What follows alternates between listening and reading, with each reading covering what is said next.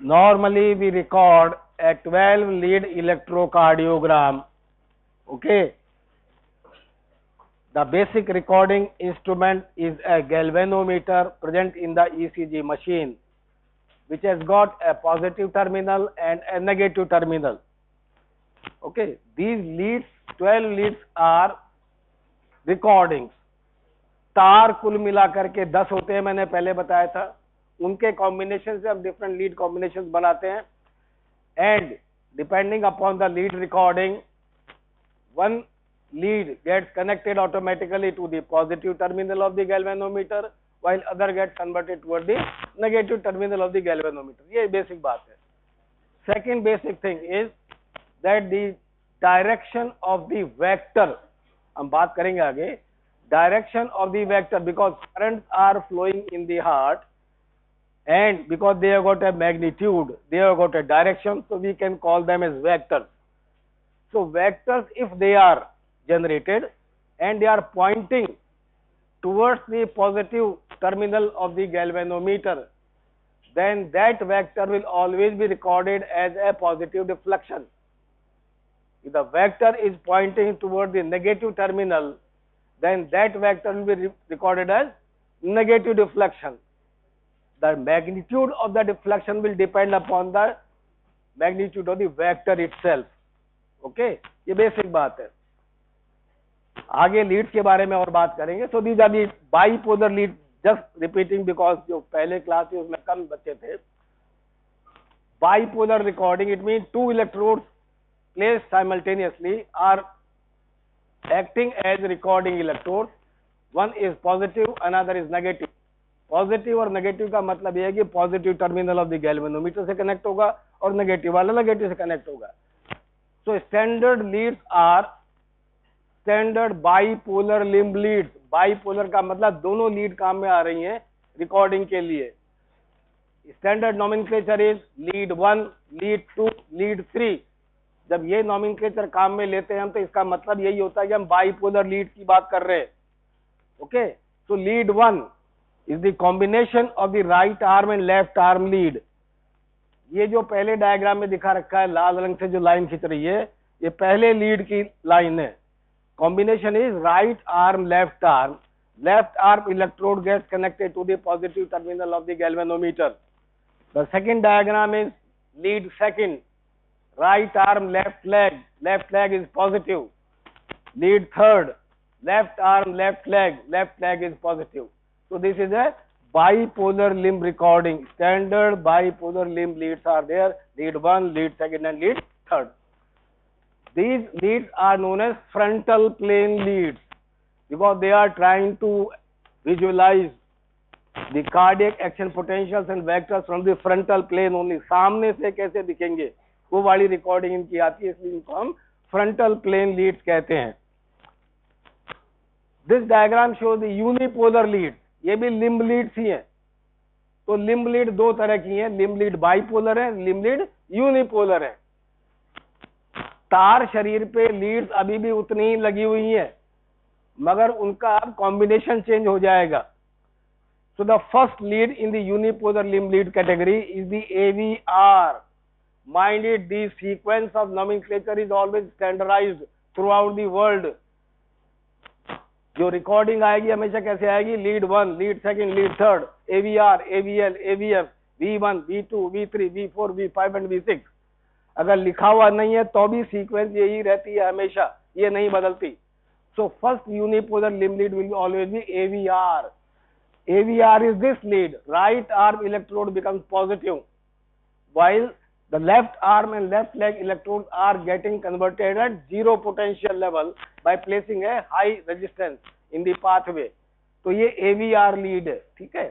Second is the AVL lead. Left arm becomes positive recording electrode, while the right arm and left leg becomes zero potential level. AVL हो गया ये. And third is the AVF. Left foot electrode is positive, while the other two electrodes are at the zero potential level. तो यहाँ हम सिर्फ एक recording electrode काम में ले रहे हैं, दो नहीं ले रहे, इसलिए इनको यूनिपोलर लिम्ब लीड्स कहते हैं. ऑगमेंटेड किस लिए कहा कि पहले ये जो रिकॉर्डिंग की छोटी आती थी, कनेक्शंस में बदलाव किया, इनको 1.5 गुना कर दिया, 3/2 गुना कर दिया, तो 1.5 गुनी होगी रिकॉर्डिंग। तो अब जो यूनिपोज और लिम्ब लीड्स की रिकॉर्डिंग थोड़ी बड़ी आने लग गई, इनको हम इंटरप्रेट कर सकते हैं properly. So A refers to the augmentation, AVR, a छोटा लिखते हैं, AVR, AVL, AVF, and each electrode getting positive in successive recording. These leads are known as cavity leads. जो बाय स्टैंडर्ड लीड थे वो first, second and third, they were frontal plane lead. ये भी frontal plane में ही है, but they are known as cavity lead, एक एक लीड फोकस कर रही है। Then these are the 6 chest leads, they are known as horizontal plane lead. ये चूंकि यहां से इस तरह से लगाते हैं इनको, ये हॉरिजॉन्टल प्लेन में देखती हैं कार्डियक इलेक्ट्रिकल चेंजेस को, so they are known as precordial lead and they are recording in the horizontal plane. Precordial lead 6 lead standard लगाते हैं हम, जरूरत हो तो ज्यादा भी लगा सकते हैं, मगर ज्यादातर हम 6 लीड ही काम में लेते हैं, जिनका नॉमेनक्लेचर मशीन पे डिपेंड करता है। या तो होगा V1, V2, V3, V4, V5, V6, या होगा C1, C2, C3, C4, C5, C6, दोनों ही नॉमेनक्लेचर चलते हैं स्टैंडर्ड, कोई फर्क नहीं है उसके अंदर। So these leads are placed in different places and mind it, do remember, चाहे टेक्नीशियन कर रहा हो चाहे आप कर रहे हो, रिकॉर्डिंग करनी पड़ती है, कई बार अस्पताल में खुद को भी करनी पड़ जाती है, टेक्नीशियन छुट्टी पे हो तो। Placement of the lid at the proper site is absolutely essential. जो V1 की रिकॉर्डिंग जहां से करनी है आपको, अगर आपने उसको खिसका के इधर भी कर दिया 1 इंच, तो रिकॉर्डिंग बदल जाएगी। पेशेंट में कोई बदलाव नहीं है, मगर आप कहेंगे ये पैथोलॉजिकल हो गया। तो placement, proper placement of the lead is absolutely essential, ये हमेशा ध्यान रखिएगा। So V1 placement, as you can see, this is the placement of V1, right side में लगी हुई है लीड, ये right side 4th intercostal space, just outside the right border of the sternum, that is the placement. Leads are to be placed in the intercostal space, not over the ribs. ribs के ऊपर आ गई तो voltage घट जाएगा आपका, recording proper नहीं आएगी, तो स्पेस में ही लगनी चाहिए ये। अब सवाल है कि 4th इंटरकॉस्टल स्पेस गिने किधर से, आता है गिनना, कैसे गिनेंगे? एक्सटर्नल एंगल से, ये वाला। यहाँ क्या होगा, यहाँ सेकेंडरी बाकी अटैच होती है, इसके नीचे जो स्पेस आएगी वो सेकेंड स्पेस होगी हमेशा, और उसके नीचे फिर थर्ड एंड उसके बाद में 4th space. That is the way to count, नीचे से कभी काउंट नहीं करते, काउंट ऊपर से ही होगा।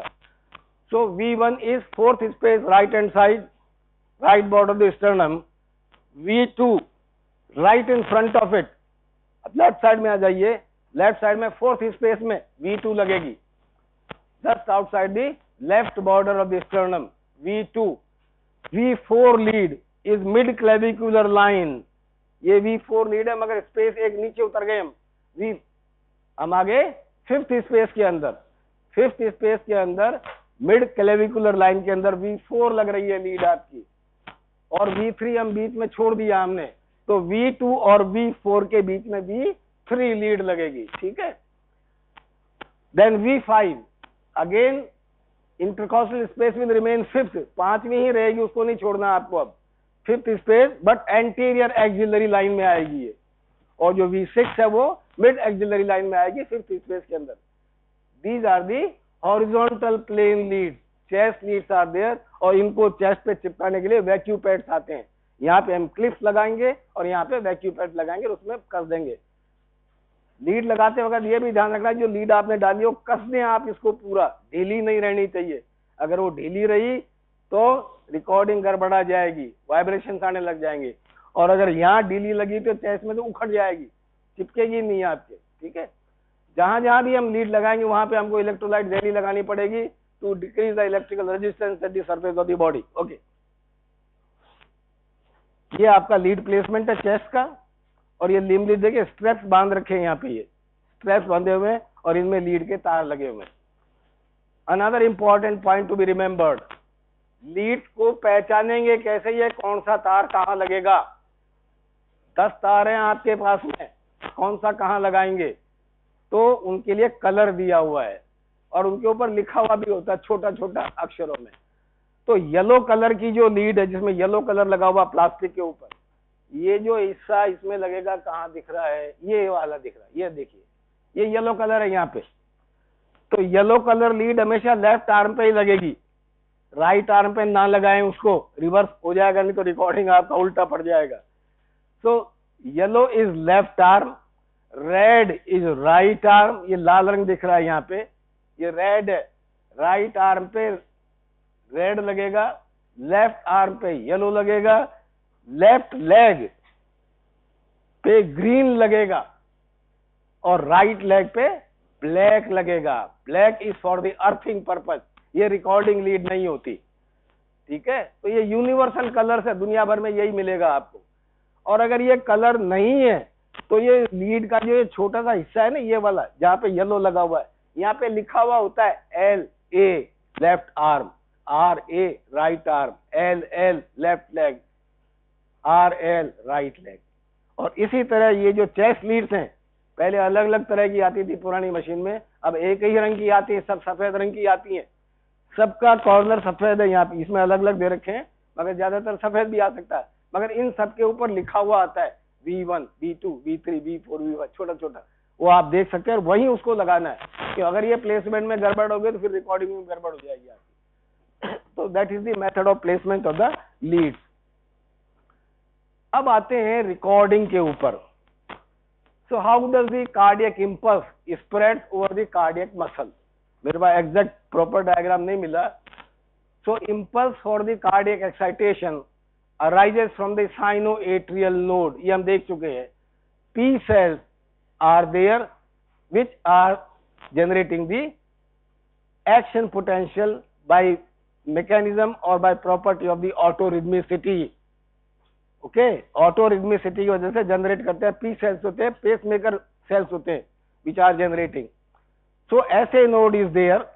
From this SA node the impulse spreads in various directions। हम उसका आगे और बात करेंगे। From this the impulse spread to the atria, ये राइट एट्रियम में है, ये लेफ्ट एट्रियम में भी जाएगा। So there are 3 interatrial bundles of specialised conducting tissue. Interatrial, ध्यान दीजिएगा, तो दूसरा और आएगा ऐसा ही नाम। Interatrial bundles are there, anterior interatrial bundle, right left interatrial bundle and posterior interatrial bundle। Atria में ही जा रहे हैं, ये एट्रिया में स्प्रेड कर रहे हैं। एक राइट साइड में आएगा नीचे, एक लेफ्ट साइड में जाएगा और एक पीछे की तरफ जाएगा। They are known as interatrial bundle. So action potential और wave of depolarisation starting from the SA node spreads in all directions simultaneously, so that all parts of the atria get excited simultaneously and there is the atrial systole। Now at the same time that the impulse from this is spreading to the different parts of the atria, it also get carried over to the atrioventricular node, यहाँ भी जाएगा ये। So we have got an internodal bundle now। There is an internodal specialized conducting pathway is there from SA node to the AV node। This AV node has got 3 distinctly physiological areas, functional areas। Initial portion is known as atrio-nodal junction। ये जो AV node है, इसके 3 हिस्से हैं functional, उनके अलग अलग role हैं। तो first portion which is communicating or connected with the atrial muscle is known as atrio-nodal junction, AN junction। The middle portion, which is most important physiologically, is the actual nodal junction or nodal point, while the third last portion is known as the NH junction। NH, nodal and His bundle junction is there।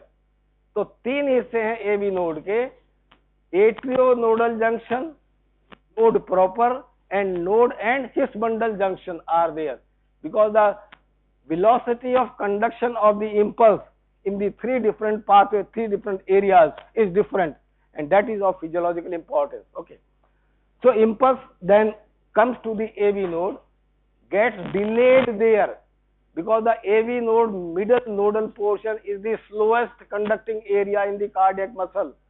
So impulse starting from the SA node, depolarizing the atria, reaches to the AV node, and is delayed for some time in the node so that the ventricle get depolarized later on after the atria get depolarized. दोनों एक साथ depolarise नहीं हो इसलिए impulse को थोड़ा slow down कर दिया जाता है यहाँ पे, जिससे कि दोनों के सिस्टोल अलग अलग हो, ओवरलैप ना करें. So there is a slowing of the impulse, nodal portion is there. Once it comes out of the AV node, bundle of His is there, conduction velocity suddenly increases. There is an increase in the conduction velocity. Then this bundle of His divided into two branches. One is the right bundle branch block, and second is the left bundle branch block. Left bundle branch arises from the bundle of His, crosses the septum and comes on the left area side. ये cross करके left side में आती है, जबकि right side में उधर की तरफ रन करती है. So both bundles, right bundle branch and the left bundle branch runs on the endocardial surface of the ventricular septum. Interventricular septum के एक लेफ्ट साइड में रन करती है, दूसरी राइट साइड में रन करती है. कहाँ रन करती है? एंडोकार्डियल सरफेस के नीचे. तो bundle branches are there, right and left bundle branches. Then the branches reaches to the apex of the heart, then the branches turns on the right hand side on this side and left hand side on this side, and ultimately forming the Purkinje fibers, which are the fastest conducting area in the cardiac muscle, and impulse is spread over there. So now we have seen the atria, the impulse is spreading in the right atrium, in the left atrium, and on the posterior surface of the atria also. In case of the ventricle, the interventricular septum is divided functionally into two parts. Okay, the uppermost part, or rather we can say the Purkinje fibers to the interventricular septum are being provided by the left bundle branch. That is also important to remember. ये जो interventricular septum है इतना thick बीच में, उसमें भी Purkinje fibers आएंगे, वो भी कॉन्ट्रैक्ट करेगा, वो भी कार्डियक मसल है. सो Purkinje fibers for this particular portion are provided by the left bundle branch, not by the right bundle branch. इसकी इंपॉर्टेंस क्या है हम देखेंगे, इसका क्या वजह है. तो impulse and then these Purkinje fibers are provided. When the impulse spreads in the ventricle, it is coming first from the left side to right hand side. ये इधर से इधर स्प्रेड हो रहा है. Then it is spreading from endocardial to the epicardial surface. ये काफी thick है. Left ventricle wall is quite thick. Right ventricular wall is thin. So in this case, the impulse, once it reaches to the apex of the heart, there are two directions in which the impulse is spreading, or action potential is spreading. That is from endocardial to the epicardial surface. तो अंदर से बाहर की तरफ आ रहा है एक impulse, and it is also spreading from the it is also spreading from the apex to the base of the heart. ये बेस की तरफ भी जा रहा है, तो दो तरफ स्प्रेड हो रहा है. इसका बेस देखिए, हार्ट लेफ्ट वेंट्रिकल आप एनाटॉमी में देखेंगे तो पीछे की तरफ चला जाता है थोड़ा. यहाँ मेनली राइट वेंट्रिकल आता है, लेफ्ट वेंट्रिकल इधर जाता है, बाकी सारा हिस्सा पीछे चला जाता है. So the impulse is spreading from endocardial to the epicardial surface and from apex to the base of the heart. ठीक है.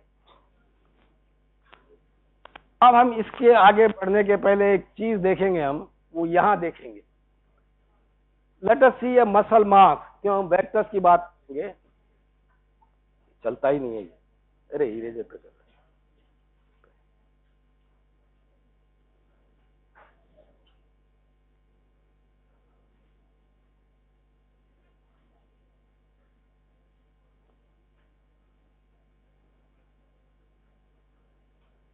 This is a muscle mass. I have shown the galvanometer above. This is the positive terminal of the galvanometer. This is the negative terminal of the galvanometer. Okay. This muscle mass is polarized. हमने इसको stimulate नहीं किया अभी. Polarized है, इसका मतलब muscle का exterior negative positive है और इंटीरियर नेगेटिव है. जब इस मसल को हम स्टिमुलेट करेंगे तो बाहर का हिस्सा क्या हो जाएगा, नेगेटिव हो जाएगा, और अंदर का पॉजिटिव हो जाएगा. So the portion which gets depolarized is negative outside and positive inside. The current will flow from negative to the positive side. Do you follow me? The current will flow, because हम outside recording कर रहे हैं, muscle के अंदर से नहीं कर रहे. The current will flow from the negative to the positive side. Okay. Now this is the muscle mass. I stimulated the muscle here.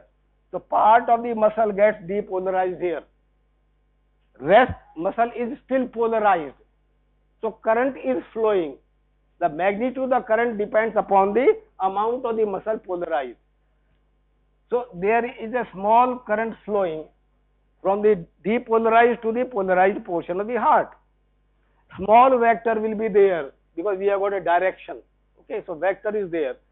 This vector will be from depolarized to the polarized side. This is a small vector. Positive terminal की तरफ point कर रहा है ये. So this galvanometer will record a positive deflection. बात समझ में आ रही है? Galvanometer will record a positive deflection. The action potential or depolarization process is spreading continuously. आधा मसल depolarize हो गया, आधा अभी भी polarized है. So maximum amount of the current will be flowing. Vector magnitude will increase. The galvanometer will show maximum deflection. Galvanometer will show maximum deflection. As the spread of the depolarization takes place, the polarized portion becomes smaller again. So the magnitude of the current again decreases. Direction वही है अभी भी. Magnitude वापस घट गया क्योंकि ये ज्यादा है मगर ये थोड़ा सा ही बचा है polarized portion. And when whole of the muscle get depolarized there is no current flow at all. So galvanometer shows zero recording. Okay. Now this muscle which has got depolarized will repolarize again. Normally क्या होगा कि जो हिस्सा पहले depolarise हुआ था वो बात पहले रीपोलराइज होना चाहिए. तो ये सबसे पहले रीपोलराइज हुआ तो ये हिस्सा पॉजिटिव हो गया, रीपोलराइज हो गया. ये अभी भी नेगेटिव है. So now the current will flow in the reverse direction. Galvanometer will record a negative deflection. Okay. As it spreads, the negativity is on increasing and ultimately galvanometer will show negative record, no recording at all. ये normal process. मगर ये heart में ऐसा normal चलता नहीं है. ठीक है. अब क्या है, मसल को वापस लेते हैं हम.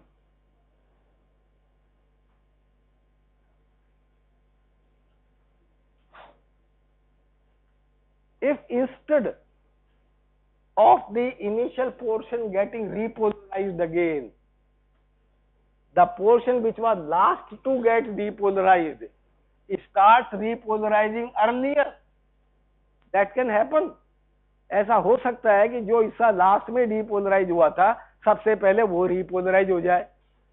तो अब क्या होगा, तो वेक्टर तो जनरेट होगा छोटा सा मगर उसका डायरेक्शन अभी भी वही रहेगा जो शुरुआत में था. डायरेक्शन अभी भी वही है और रीपोलराइजेशन बढ़ता चला जाएगा. वेक्टर की क्वांटिटी चेंज होती चली जाएगी और ये रिकॉर्डिंग आपकी होती चली जाएगी. सो डीपोलराइजेशन और repolarisation can cause generation of the similar type of the vectors causing positive deflection in the galvanometer.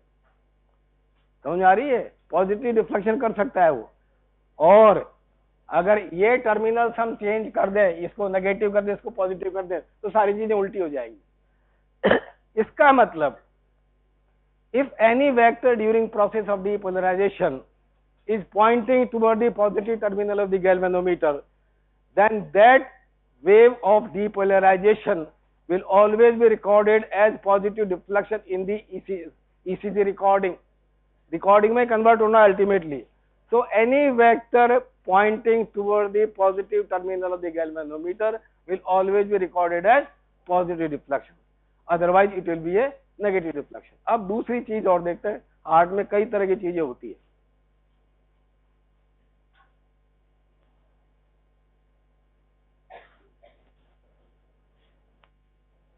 There are two muscle masses of unequal size. दो मसल मास हैं जिनकी साइज अलग अलग है. एक बड़ा है और एक छोटा है. ठीक है. यहाँ पे और यहाँ आपने गैल्वेनोमीटर के टर्मिनल्स लगा रखे हैं लाइक दिस. ये नेगेटिव है और ये positive. The wave of depolarisation enters from somewhere here, बीच में से आ रही है, ठीक है, और वो दोनों डायरेक्शंस में जा रही है, वो इधर भी स्प्रेड होगी और वो इधर भी स्प्रेड होगी, दोनों तरफ स्प्रेड होगी वो। Now this muscle mass is smaller, this muscle mass is larger, consider this as right ventricle, consider this as left ventricle. बड़ा मसल मास है, छोटा मसल मास, बीच में से डीपोलराइजेशन स्प्रेड हो रहा है। सबसे पहले क्योंकि because this is smaller muscle mass, this will depolarize earlier, so and this will depolarize later on. छोटा सा हिस्सा हुआ है मगर हुआ तो है। A vector will be generated in this, a small vector will be there, vector will be generated in this also, which will be pointing in this direction, दोनों का डायरेक्शन अलग अलग हो गया। So net vector will be there which may be pointing in this particular direction। ये left ventricle है, ये right ventricle है, छोटा मसल मास है, बड़ा मसल मास है, ये डीपोलराइज हुआ, ये भी डीपोलराइज हुआ, इसका वेक्टर जनरेट हुआ, इसका वेक्टर जनरेट हुआ। We know that the vectors can be summated, summation हो सकता है इसका। तो जब समेशन करेंगे तो हम देखेंगे there is a small vector, net small vector is there which is pointing toward the right hand side, toward the negative terminal of the galvanometer। Wave of depolarization is there, vector is there, but it is showing a negative deflection in the galvanometer। Wave recorded will be negative, wave recorded will be negative, it is a wave of depolarization getting recorded as negative। As the action potential spreads in this direction, there is a large muscle mass on this side, greater vector is generated on the left side, small on the right side, so ultimately direction of the vector turns on the left hand side, wave length goes on increasing till the whole system gets depolarized। ये तो समझ में आ गई, summation and addition of vectors are there। अब ventricles में क्या है, जैसा मैं अभी बताया था, दूसरी चीज और होती है। इन दी वेंट्रिकल्स, एक ही की बात करेंगे सिर्फ, स्प्रेड हो गया, action potential spreading, okay, and whole of the muscle is getting depolarized and we have recorded a deflection. But in ventricle we will see in the wave form, this is the normal QRS complex, or rather we can say it like this,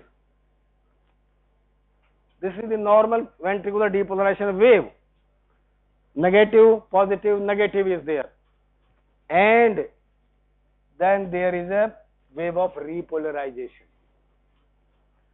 In the ventricles it happens that the part of the ventricle which gets depolarized in the last starts getting repolarized earlier, so the direction of the vector remains same।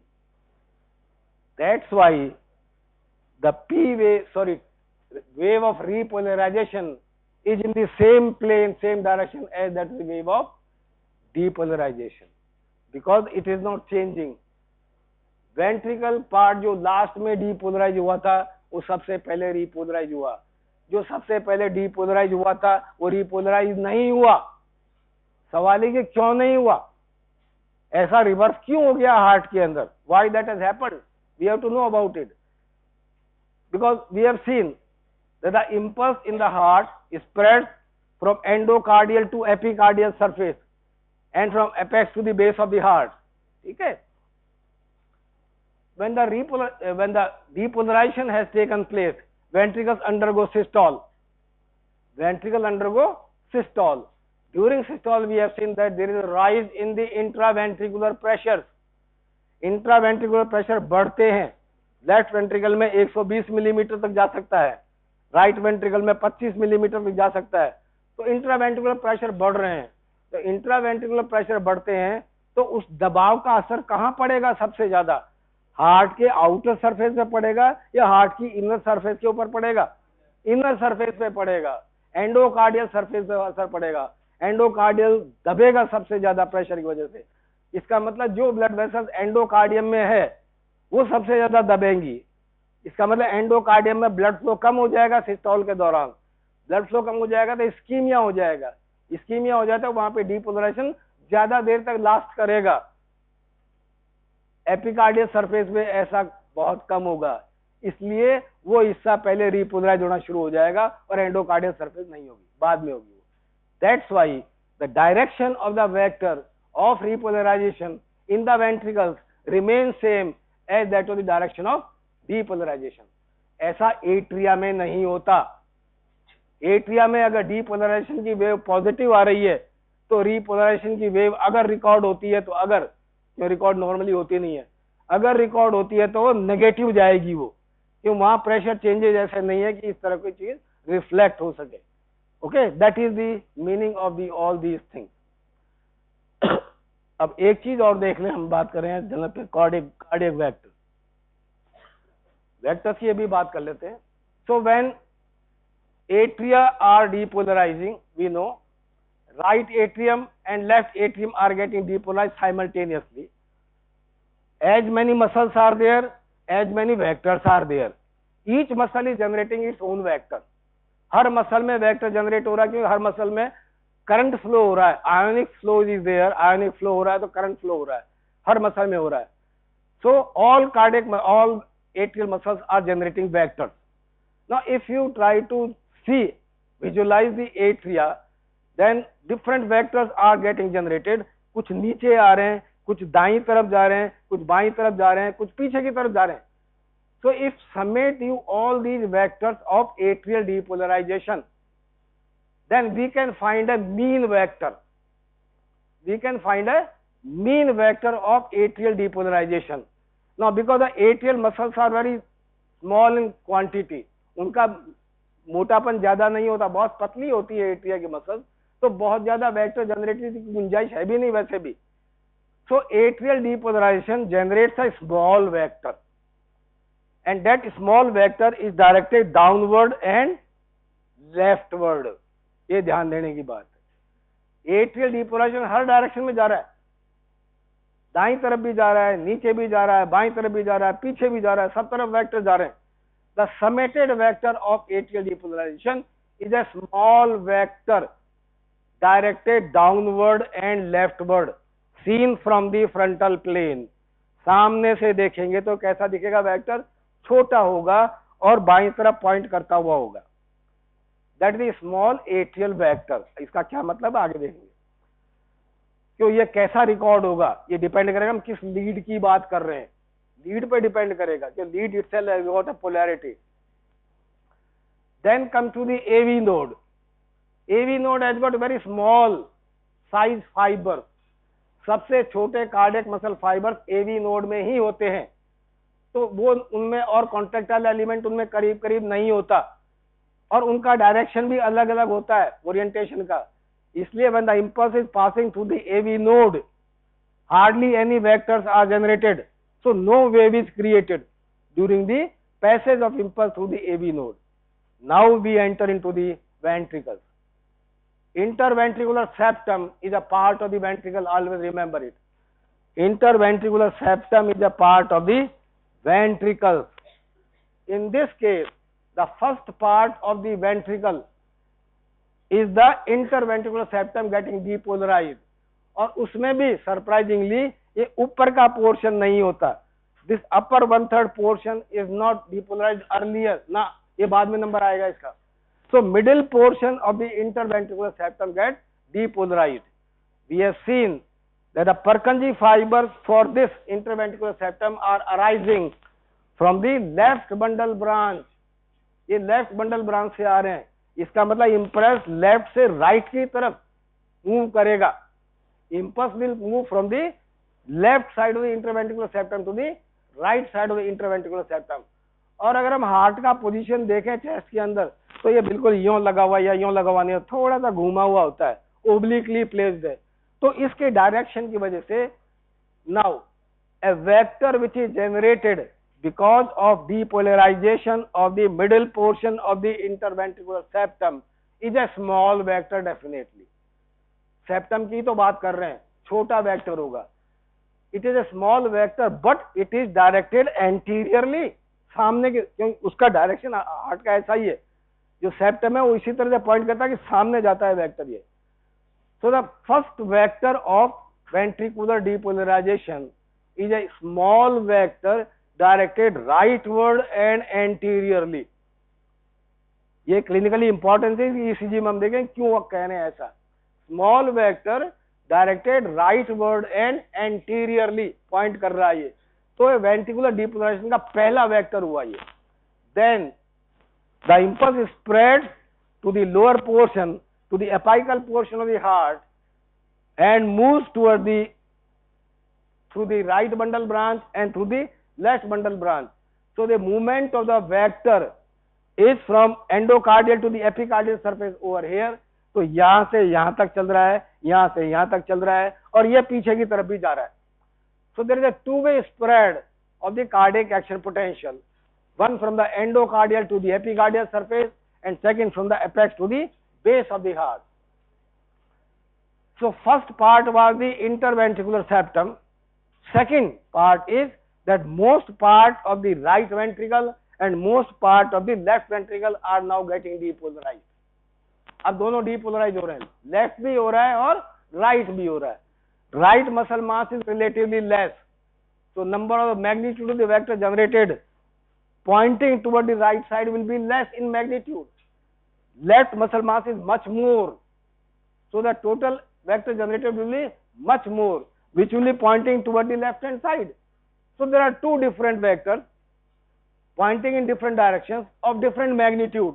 So the ultimate direction of the vector will be toward the left hand side. ज्यादा बड़ा muscle mass है, ज्यादा बड़ा vector बनेगा तो left की तरफ ले जाएगा उसे. So major vector of ventricular depolarization will be a large vector pointing downward and leftward. Okay, pointing downward and leftward.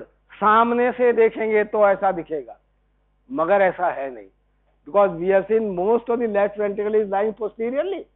घूमा हुआ है ये वेंट्रिकल, पीछे की तरफ है, तो फ्रंटल प्लेन में देखेंगे तो नीचे जाता हुआ दिखेगा, मगर इसी वेक्टर को अगर हम हॉरिजॉन्टल प्लेन में देखें, the same vector will be directed posteriorly. Same vector will be directed posteriorly also. बात समझ में आ रही है? जो मेन वेक्टर है वेंट्रिकुलर डीपोलराइजेशन का, वो सामने से देखने पे it is pointing leftward and downward, downward and leftward. It is a large vector. Of course, it will remain larger, but in the horizontal plane, same vector will be pointing in the posterior direction. So that is the major ventricular vector during depolarization. Then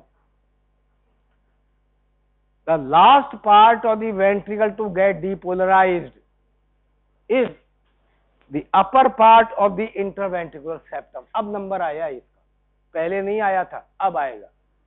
Upper part of the interventricular septum, base of the heart, ये यहाँ से heart का base आ जाता है नीचे की तरफ, ये इसी तरह टिका हुआ है चेस्ट में. So upper part of the interventricular septum, base of the heart and area around the pulmonary conus. यहाँ से पल्मोनरी आर्टरी अराइज होती है राइट वेंट्रिकल से, ठीक है. Pulmonary artery arises from the right ventricle. So तीन जगह बच गई थी अब हमारे पास में. Upper portion of the interventricular septum, base of the heart and area around the pulmonary conus are the last part to get depolarized in the heart. This constitutes a ultimately very small muscle mass. बहुत ज्यादा कुछ नहीं होता है इसके अंदर, थोड़ा सा muscle mass है. But the vector ultimately generated is pointing definitely upward. कि बाकी सारा तो depolarize हो चुका, यही हिस्सा polarized था, ये अब depolarize हो रहा है, तो वेक्टर बनेगा छोटा सा. A small vector will be there, will be pointing upward. It may point rightward or leftward depending upon the position of the heart in the chest. Chest में हार्ट की पोजीशन क्या है वो डिटरमिन करेगी कि जो ऊपर वेक्टर पॉइंट कर रहा है छोटा सा, ये दाईं तरफ जाएगा या बाईं तरफ जाएगा, हार्ट की पोजीशन पर डिपेंड करेगा. So that is the third vector of the ventricular depolarization. ये वेंट्रिकुलर वेक्टर का डिसेक्शन था basically. Ultimately if we add all these three vectors together, septum का डीपोलराइजेशन का, वेंट्रिकुलर डीपोलराइजेशन का और बेस ऑफ द हार्ट का, then we get a summated vector of the ventricular depolarization, which is again a large vector pointing downward, leftward and posteriorly. That is the vector of ventricular depolarization. Then come the process of repolarization. Atria are getting depolarized, हो गए वो, तो वो depolarize हो गए, दोबारा उनको काम करना तो repolarize होना पड़ेगा, उनको होना पड़ेगा. So atria gets repolarized and the direction of vector reverses. तो एट्रिया में जो हिस्सा पहले डीपोलराइज हुआ था वही सबसे पहले रीपोलराइज होगा, तो डायरेक्शन वेक्टर का रिवर्स हो जाएगा. ठीक है, इस थ्योरी के हिसाब से रिवर्स हो जाएगा. इसका मतलब जिस डायरेक्शन में एट्रियल डीपोलराइजेशन का डिफ्लेक्शन आया था, तो रीपोलराइजेशन का डिफ्लेक्शन उसके अपोजिट डायरेक्शन में आएगा हमेशा. तो if a P wave is positive, the repolarization wave of the atria will always be negative. But this T atrial, capital T और छोटा a लिखते हैं नीचे, T atrial लिखते हैं इसे. T atrial is usually not recorded in the normal ECG. Record होती ही नहीं है. क्यों नहीं होती? काम तो हो रहा है. Because at that particular time major electrical activity in the heart is of the ventricular depolarization. तो वो जब मेजर इलेक्ट्रिक एक्टिविटी हो रही है तो एट्रियल रिपोलराइजेशन रिकॉर्ड नहीं होता. तो atrial T wave is usually not visible unless that small period get prolonged because of any disease, वरना नहीं दिखेगा वो. देन वेंट्रिकुलर रिपोलराइजेशन हम आगे देखेंगे, वो कहलाती है टी वेव, बड़ी कैपिटल टी वेव लिख देते हैं उसको. and the direction of that wave is in the same direction as that of the ventricular depolarization. उसी डायरेक्शन में आती है. कारण हम बता चुके हैं कि repolarization starts from that area which is last to be depolarized. तो उसकी वजह से वेक्टर का डायरेक्शन बदलता नहीं है. तो टी वेव भी उसी पोलैरिटी की आती है जिस पोलैरिटी की क्यूआरएस कॉम्प्लेक्स आता है. ये बेसिक बात है. ठीक है, अब करते हैं बात, थोड़ा आगे बढ़ते हैं इसमें.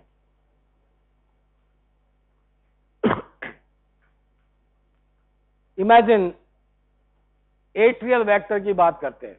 Small vector pointing downward and leftward. Imagine lead second. Lead second is right arm left leg. Right arm left leg is the lead second. Left leg is positive. Right arm is negative. We have got a small vector pointing downward and leftward. So atrial vector is pointing toward the positive terminal of the galvanometer. So this wave in lead second will be recorded as positive deflection. तो lead second में P wave, atrial wave जो है हमेशा positive ही record होगी. अब इसका दूसरा example देखते हैं.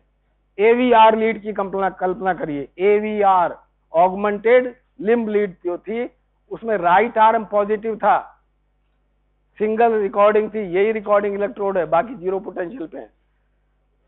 Atrial vector pointing downward and leftward, ये रिकॉर्डिंग पोटेंशियल है, इलेक्ट्रोड है, ये पॉजिटिव टर्मिनल पे लगा हुआ है. ये वेक्टर इसके अगेंस्ट में पॉइंट कर रहा है, जा इधर रहा है, पॉजिटिव इधर है, नेगेटिव रिकॉर्ड होगा. तो एवीआर के अंदर पी वेव हमेशा नेगेटिव आएगी. बात समझ? That is the way of recording the electrode. So what ultimately determines the polarity of the wave, का कोई वेव सीधी आएगी या उल्टी आएगी, वो किस चीज पर डिपेंड करता है? डायरेक्शन ऑफ द वेक्टर क्या है, पहली बात. और दूसरा, लीड की इलेक्ट्रिकल एक्सिस क्या है.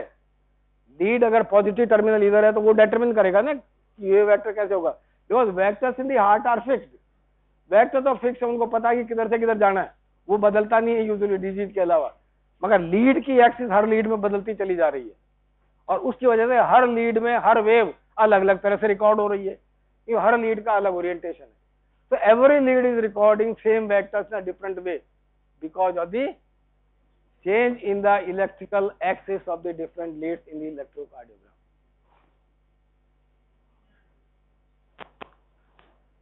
अब एक और चीज आ जाएगी. हम वेक्टर्स की बात कर रहे हैं. See, this is the lead 1, right arm, left arm lead, horizontal. Left arm is positive. Okay. If the vector is pointing toward this direction, then this vector will be recorded as maximum positive deflection. ये एक vector है जो यूं जा रहा है सीधा, ये लीड 1 है, राइट आर्म और लेफ्ट आर्म, ये पॉजिटिव है, ये पॉजिटिव की तरफ पॉइंट कर रहा है, तो ये वेक्टर इस लीड में पॉजिटिव रिकॉर्ड होगा मैक्सिमम तक। अब लीड यही है, ये वेक्टर सीधा नहीं है, 45 डिग्री पे आ रहा है यूं, तो इसका जो मैग्नीट्यूड है घट जाएगा कॉस थीटा हिसाब से, आधा हो गया, 45 पे जाते जो मैक्सिमम डिफ्लेक्शन आ रहा था उसका 50% ही रह गया। Maximum deflection same direction, lead का एक्सिस और वेक्टर दोनों एक ही डायरेक्शन में पॉइंट कर रहे हैं। आप देखिए यहां से यहां तक मैक्सिमम डिफ्लेक्शन जा रहा है पॉजिटिव की तरफ। नीचे आ जाइए, एंगल बन गया, ये लीड की एक्सिस है, ये वेक्टर है आपका, आपका वेव का साइज घट गया और ये और घट गया, और आगे चले, ये देखिए यहां पे क्या हो गया। If the vector points perpendicular to the lead axis, cos 90 is 0, no recording will be there. No recording will be there. So cos 0 is 1. If the vector is pointing in the same direction as that of the electrical axis of the lead, maximum positive deflection will be there. If the vector is pointing or perpendicular to the lead axis, no recording will be there, zero recording. And if it is pointing in between, then the cos theta will determine the magnitude of the recording in the electrocardiogram. यही कुल मिला के इस diagram में दिखा है। और ये तो पॉजिटिव की बात हुई, same will apply to the negative leads also. अगर वेक्टर इधर पॉइंट कर रहा है तो रिवर्स हो जाएगा, ठीक है, नेगेटिव की तरफ जा रहा है तो नेगेटिव रिफ्लेक्शन आएगा, और वही अगर परपेंडिकुलर हो गया तो जीरो हो जाएगा। So that is the way the leads are getting recorded in the electrocardiogram. ये तो हम ऑलरेडी देख चुके हैं। So by knowing all these things, we have recorded electrocardiogram. This is standard record of the lead second. हम वापस पहले slide पे जाएंगे। Now you can appreciate the different recordings in different leads. क्यों आ रही है ऐसी? क्योंकि हर लीड का इलेक्ट्रिकल एक्सिस अलग है, वेक्टर वही है, देखने का नजरिया बदल गया है लीड्स का, उसकी वजह से वेव्स का साइज देखिएगा चेंज होता चला जा रहा है। लीड 1, ये मैंने सीक्वेंस बताई थी, सीक्वेंस यही रहती है हमेशा, lead 1, second, third, AVR, AVL, AVF, V1, 2, 3, 4, 5, 6, and this is long lead second. What is peculiar in this to be observed? See the AVR lead, AVR, right arm lead है, यहां लगाते हैं रिकॉर्डिंग इलेक्ट्रोड, ये है, और heart के vector इधर कभी पॉइंट करते ही नहीं है, they are always pointing downward and leftward, इधर नहीं आते। इसलिए ये लीड देखिएगा आप, इसमें पहला डिफ्लेक्शन भी नेगेटिव है, दूसरा भी नेगेटिव, तीसरा भी negative, all deflections are negative because vector never point toward the right arm lead at all. बाकी सब में अलग अलग आ रहा है। फिर आप चेस्ट लीड का फर्क देखिए, the voltage of the chest lead recording is much greater than the recording of the limb leads. Limb leads में एक स्टैंडर्ड रिकॉर्डिंग है, ऑगमेंटेड लीड्स में देखिएगा उनकी साइज कम हो गई है, AVR, AVLF में साइज रिलेटिवली कम हो जाती है, और चेस्ट लीड्स में एकदम बढ़ जाती है, because we are placing the electrodes on the surface of the chest, heart के बिल्कुल पास आ गए, इसलिए रिकॉर्डिंग बढ़ गई, मैग्नीट्यूड बढ़ गया इनका। जबकि लिम्स में रिकॉर्ड करने में यहाँ तक जाते जाते वो डेसिपेट हो जाता है, पोटेंशियल जो है, इससे रिकॉर्डिंग कम आती है। और चीज देखिए, V1 से V6 तक आर वेव का चेंज देखिए, V1 आर वेव बहुत छोटा सा है, आगे देखेंगे क्या है ये, और ये चेंज होता चला जा रहा है, ये चेंज हो गया, ये चेंज यहाँ सिर्फ बिल्कुल अपोजिट हो गई, ये वेव यहाँ बड़ी आ रही है, यहाँ ही नहीं वेव, वो V1 में वो वेव ही नहीं है जो V6 में आपको दिख रही है, ये वेव ये यहाँ नहीं है V1 के अंदर। देखेंगे ऐसा क्यों हो रहा है, ये कारण क्या है इसके पीछे कि ये बदलाव क्यों आ रहे हैं। This is known as R wave progression. पूछ लेते हैं, अभी पिछली बार क्वेश्चन आया था आर प्रोग्रेशन, तो मेरे ख्याल से अब ये समझ में आ जाना चाहिए कि ये जो वेव इस तरह की आ रही हैं, ये क्यों आ रही हैं।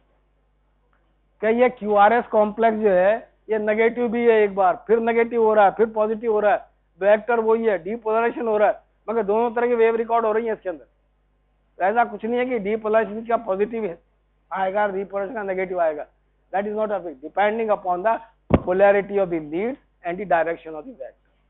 Okay, roll number 1.